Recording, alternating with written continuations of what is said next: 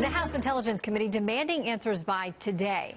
They want to know if there's any hard evidence to support President Trump's claim that President Obama had his phones tapped before Election Day. First of all, is there information to be produced is one question. But more than that, we're going to have an open hearing on March 20th. We're going to be able to ask the director of the FBI, among others, is there any truth to this? Have they seen any evidence of this? They would be in a position to have to know. And I think on March 20th, if not before, we'll be able to put this to rest. Michael Goodwin is a New York Post columnist and Fox News contributor and has written a lot about the man at the center of this, FBI Director Jim Comey. He will be in the hot seat. We believe at least part of this hearing will be public for him next week. Do you think he's enjoying being in the spotlight? I'm afraid he does, though I'm not sure he likes the glare that he's getting lately. Look, when we look back, Shannon, one of the most remarkable things in American history will be that during the 2016 election, both Hillary Clinton and Donald Trump were under some kind of FBI investigation or surveillance. Lots of stories, we know about the Clinton case, for example, but lots of stories have been written, including one that's in the New York Times, which said there were wiretaps on Trump associates. So something clearly was going on. The Flynn call was intercepted. The Michael Flynn call was intercepted with a Russian ambassador. Somebody knew that Jeff Sessions had met twice with the Russian ambassador, despite his denial and his congressional confirmation. So something went on in both campaigns, led by presumably the FBI, perhaps the CIA, others in the intelligence community. I think Jim Comey has a lot of explaining to do. Well, you think he is, if not one of the most powerful FBI directors in our history? Well, look, I mean, just that example that he had both presidential candidates under some kind of investigation at the same time. As they're battling for the White House, they're also battling him. That's extraordinary. I call him in my piece J. Edgar Comey. He had at least, if not more power than J. Edgar Hoover. And, you know, the Hoover example, I think, is instructive, too. Hoover stayed too long. 5 presidents confessed secretly that they wanted to fire him, but were afraid to. Harry Truman accused him of blackmail, and yet wouldn't fire him.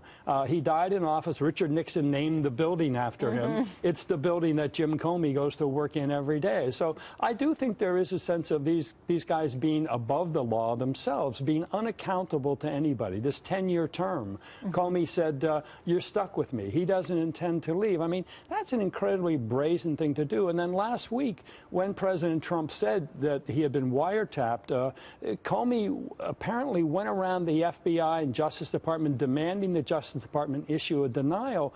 We only know that because Comey leaked it, or someone close to Comey. Everybody had the story that Comey was furious, incredulous. He had to stand up to Trump. I mean, who rebukes the President of the United States that way, off the record, and gets away with it? That's a mighty big move, and I think there's somebody there with a lot of power that is no longer accountable. So where do you see this matchup? If it comes to a head between President Trump and the FBI director, how does that play out? Because you mentioned J. Edgar Hoover and 5 presidents wanting to get rid of him, but being afraid, and certainly if there are hints or confirmations that you as the president or those close to you are under some type of FBI investigation, not the best time from a PR stance to be getting rid of the FBI director.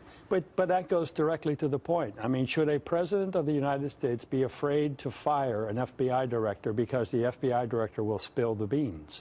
I mean, that's an incredible moment. I mean, talk about blackmail opportunities. Talk about unaccountable power. I mean, I think that is what's wrong with this whole situation with the FBI, where there are so many leaks about investigations that are never put on the record. Nobody is ever held accountable. Did you ever hear of an FBI agent getting fired for leaking? So all of these things, much of this is classified material that gets leaked. How do we know that Donald Trump's campaign was wiretapped, that associates were wiretapped? Only through leaks. Very quickly, I want to play a little bit of what Speaker Ryan had to say about the president bringing up these wiretap allegations and how that has impacted this fight over health care. Did that help or hurt? Yeah, that wasn't really part of the healthcare marketing campaign. Yeah, how much off course did that take you? Like I said, this is going to be an unconventional presidency. Quickly, how much of that has been a distraction now, the wiretap allegations? Look, I think if I had advised President Trump, I would have said, be careful when you do this and how you do this. And I think also personalizing it about President Obama, that does, I think, raise the level. And as Paul Ryan was saying, it sucked everybody into something else than what they were supposed to be doing, including the White House.